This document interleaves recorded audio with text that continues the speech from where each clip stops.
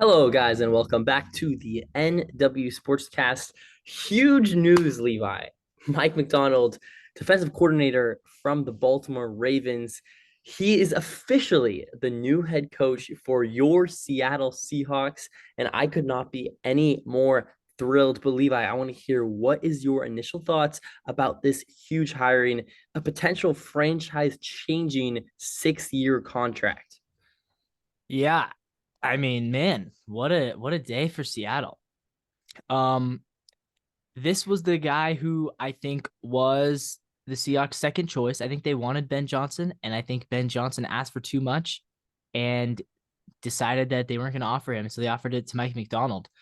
And look, you've heard me say a lot that I want offense. I want an offensive head coach. But if we were going to go defense, this was the guy. This guy has shown a really unique ability to A, put together a really good game plan, and Yeah. B, he's shown the ability to make adjustments at halftime. So the Ravens defense, they actually were better in the second half, pretty much every game this season. They And have you saw that in the AFC you saw that in Championship. the championship game. Yeah, they held the Chiefs to 17 all in the first Sure. half. They held the Texans, who had a really good offense, to 10. They held the Lions to 6. They held us to 3. They held the Bengals really low this year. I mean, they were dominating everybody. And so the Chargers as well. They held the Chargers with Herbert. So there was not a team really besides the Rams that were able to score points on the Ravens. The Rams and the Browns were the only two teams that scored more than 20 on them, if I'm not mistaken. So yeah, this is a good hire. I'm excited to see how he does against Kyle Shanahan. The more I really delve into this hiring and the more I come to terms with we got a defensive guy, the more I like this. And I Yeah. think this is just perfect for the Seahawks. It still maintains that defense first Seahawk football mentality that Pete Carroll has brought for the last 13, 12 years, whatever he was. But now it's a lot younger and it's a lot more progressive. And that's kind of, I think, what the Seahawks were trying to do. Mike MacDonald, I think, will be a better coach than Pete Carroll would have been this coming year. I just think what Pete Carroll does so well, at the defense and all of that, I think Mike MacDonald just does better. The thing that Pete Carroll does really well, though, is his rallying the troops type mentality. I'm not sure how able Mike MacDonald will be able to do. According to his family, he's kind of more of an introvert. He's only 36 years old. I mean, there'll be players older than him, so it'll be very interesting to see how Mike MacDonald does on that side of the job. But purely schematically, I mean, this is perfect. I think this is a really, really good hire for the Seattle Seahawks. But I'm very, very interested to see what ends up happening as far as how he, can bring the team together and be a leader. Because there was Harbaugh for the Ravens, and at Michigan there was other Harbaugh. So he's at a point now where now he's gonna be the guy people look up to, and in the defensive coordinator role, yes, people looked up to you as a leader, but you weren't the guy. But now he is the guy, and I'm very curious to see what happens as far as how players respect him and how other coaches respect him, quite frankly. Who is he going to hire for offensive and defensive coordinator? I'll be very interested to see as far as that point, not football related. Yeah, great point. Yeah, and I agree. I think schematically, from a pure brains standpoint, I do think he's better than Pete Carroll. But what I'm not sure about is his ability to be the head coach. And that's what I'm going to look for the most this season. If the results aren't entirely there year one, I'm not going to judge him too harshly. But because I do understand, we do have a lot of holes on the defense right now. So, it'll come down to partially talent as well there. So if we go 6, 7, 8 wins, I'm not going to knock him for it. But what I am looking for is, does he inspire the guys? Do the players want to play for him? Does it seem like he is giving good speeches? How are his press conferences going? How is his in-game decisions as far as, 2-minute warning? That's the kind of stuff that falls on the head coach that he For didn't sure. used to have to worry. Like clock management, he never used to have to worry about that. Now he does. So the little decisions like that combined with the leadership, That's what I'm most looking for. And if he can prove that he can be a good leader and make good decisions, I'm not going to worry too much year one about the record. I'm looking at, do I think this guy has the potential to be the long-term answer? Yeah, and guys like McVay, Shanahan, they all stepped into those roles and they did, they brought the schematic, advancements to the team, but they also had an ability to be that leader. But then you look at other guys around the league, and that wasn't always the case. You look at, I mean, help me out with a few examples, but like an Arthur Smith, for Yeah, example. Arthur Smith, Yeah, great schemes, great mind, just couldn't get the job done as a head coach. yeah, and you can even look at maybe in Philly a little bit right now, kind of everything's Sirianni. sort of falling apart with Sirianni as far as Yeah. players don't know it to believe him, and the whole system's kind of falling apart. That's the worst case scenario for Mike MacDonald, because I really do think that the scheme and everything he'll bring, especially on the defensive side of the football, but from what I've heard, he's actually has a pretty good offensive mind too. You find that a lot in defensive coordinators where they have to think kind of like an OC Yeah. sometimes because they're scheming against them. So I'm not worried about the offense, to be honest with you. But what I am worried about is, yeah, what we've mentioned is the leader aspect, and it's the exact opposite of what Pete Carroll brought. Pete Carroll, he had all the intangibles. He was the best leader, one of the best leaders in all of football. But what really lacked was the scheme, and things were starting to kind of feel outdated. And Mike MacDonald is going to bring that for the Seahawks, but in the opposite sense. I do think, though, if you're going to choose scheme or leadership for the head coach position, I would choose scheme. And that's me, but I'm going to pose that same question to you, Levi. What would you rather pick? I would choose overall who has the best of both. And again, personally, I didn't think McDonald was the top candidate. I thought there were other guys with better offensive schemes as well as So, but potentially to be other better than Ben leaders. Johnson, who are those guys? I mean, I like we talked about a couple weeks ago, and obviously he got hired by the Panthers. I really like Dave Canales, and I was really interested in him also. But yeah, I don't know from a leadership perspective of the defensive coaches, like Vrabel would have been a better leader, but I do think that McDonald was the choice over Vrabel. I know you talked about wanting Vrabel. I think we made the right call choosing McDonald I over him. agree. I Yeah, agree. And his McDonald is, yeah. he's not, he's 36-year-old. He's And now who the knows him? He might be a great leader. He just is. It's a exactly. different style of leadership than what Pete Yeah, did. I was just about to bring that up. Everything from Baltimore has said players love this guy. Yeah, He's they all love super, him. super respected. So I'm not saying he's going to be a bad leader. I'm saying he's 36 years old. It's going to be interesting to see how he turns into a Yeah, leader. Not saying that he can't do it. I'm just saying we don't know that yet. yeah. I mean, you see what D'Amico Ryans did in Houston this year, a first year defensive coach, and he took them to a place that I don't think anybody thought they would be in Yeah. January, playing in Baltimore in the final eight. So I mean, if Mike By the way, McDonald Mike can do McDonald shut that, down that Texans Mike team. McDonald should have done that. If Mike McDonald can do that, that would be amazing. But what I really just want is I just don't let him be what Matt Patricia was in Detroit, where the players hated it. None of them wanted to play for him, and he was just a terrible leader, despite being a pretty smart defensive guy with the Patriots. But then he went to Detroit and just could not be a head coach. That's what we don't want in Mike McDonald. So yeah, I mean, ultimately we'll see, but I'm optimistic. I think that this can work out pretty well for the Seahawks in the long term. Yeah, you mentioned that you hope he's not going to be a Patricia.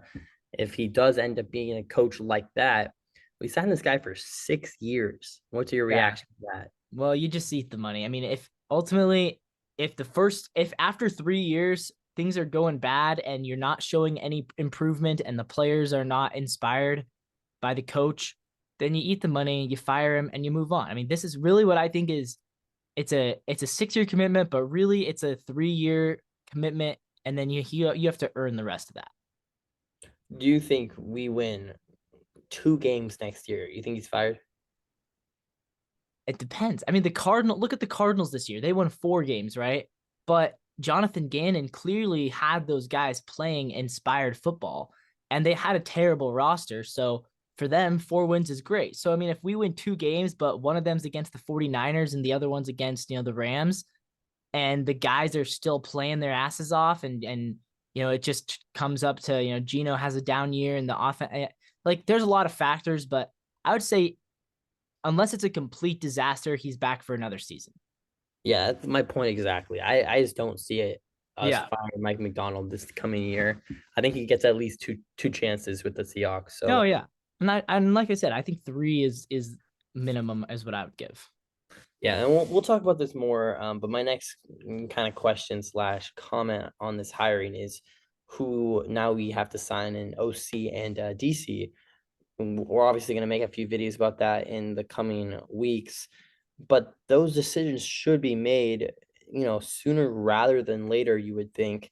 You got your eyes on anybody initially because, some arguments I was hearing for, some other coach candidates, for example, like a Vrabel or a Dan Quinn, was they would be able to hire better offensive coordinator and defensive coordinators than a guy like Mike MacDonald.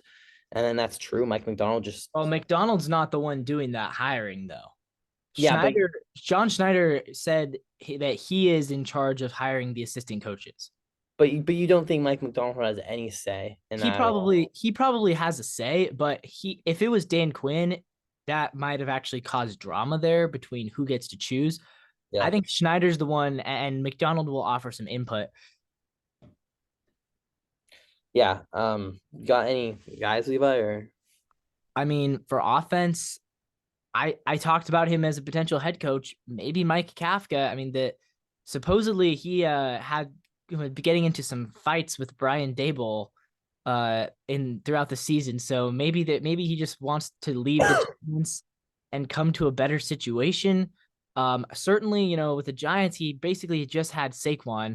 If he comes to the Seahawks, now you get to be the coordinator for an offense with DK, Smith and Jigma, K9, Gino, yeah. who I think Gino's not that great of a quarterback, but he's certainly better than Daniel Jones. So I think Yeah. maybe we could still try to potentially bring in Kafka to be our new OC. And other than that, I don't know about defense. Maybe Mike McDonald could actually have somebody in Baltimore he could bring over to be the new coordinator on defense. We'll see. You bring up Geno Smith. It's going to be very interesting to see now. Let's Yeah. say the What do you Ravens, think? Is if the he? Ravens made the Super Bowl, we would have had 5 days to make that call. Now you got a couple of weeks, and I think this is not just a John Schneider call. I know John Yeah. Schneider is running the ship now, but I do think McDonald is going to have significant input. If not, he's going to be the one to decide on Geno Smith staying in Seattle. It's going to be really, really interesting to Yeah. see because Mike MacDonald has no connection to Geno Smith. It kind of always felt like Pete Carroll was the guy advocating for Geno Smith. Didn't even really feel like it was John Schneider that much. So now, if you're Geno Smith, I would not feel super comfortable with, a GM that always believed in you less than the head coach. And now a new head coach is in the building, a defensive head coach from Baltimore. And the one time the Baltimore defense played the Seahawks this year, Geno Smith had a terrible game. I mean, what was the point total? It was like single digits, I think we no? scored 3. Yeah, I mean, so if you're Mike MacDonald, you look at that game and you're like, well, I just schemed the heck out of Geno Smith. So now I'm gonna Yeah. keep this guy. So it's very, very interesting to see it from that front. My gut feeling was Geno Smith is gonna stay in Seattle, but I don't know. I'm starting to maybe change my opinion slowly. We're gonna find out sooner rather than later. Personally, I think we should trade Geno Smith for a day 2 pick and draft someone. I mean, that's just my opinion. Who are you getting at 16?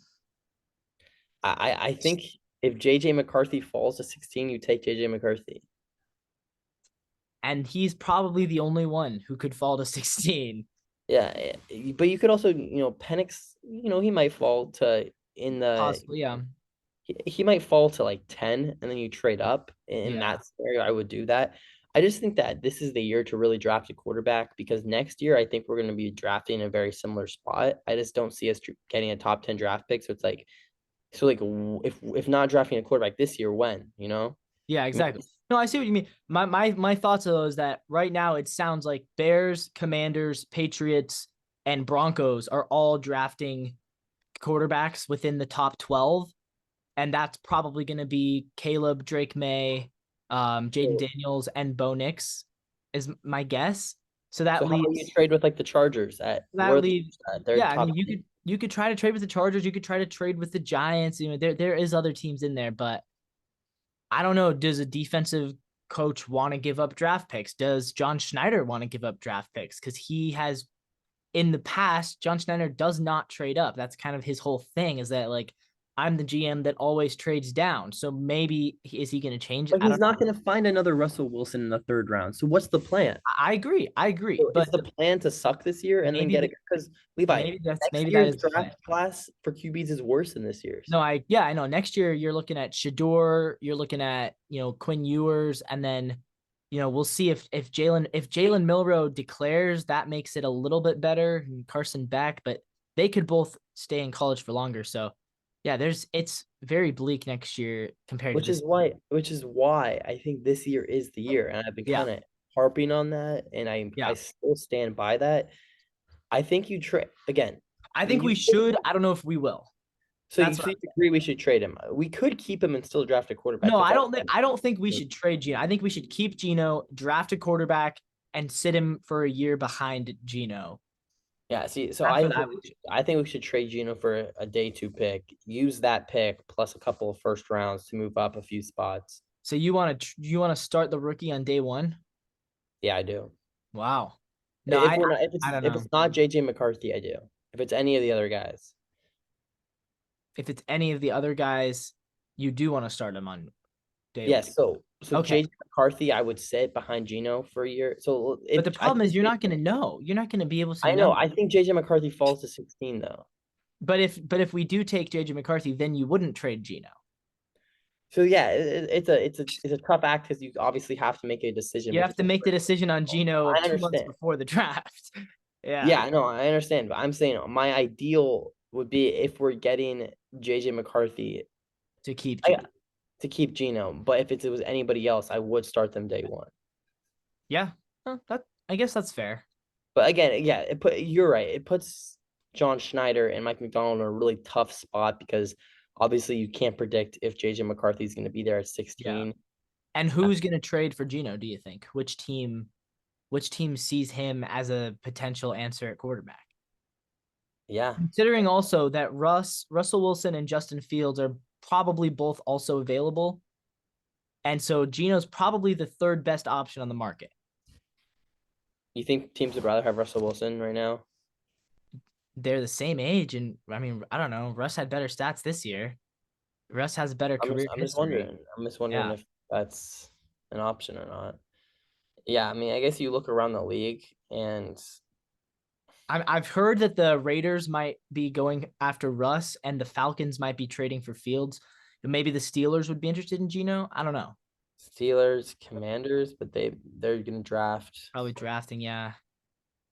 Yeah, it's interesting. Interesting discussion for sure.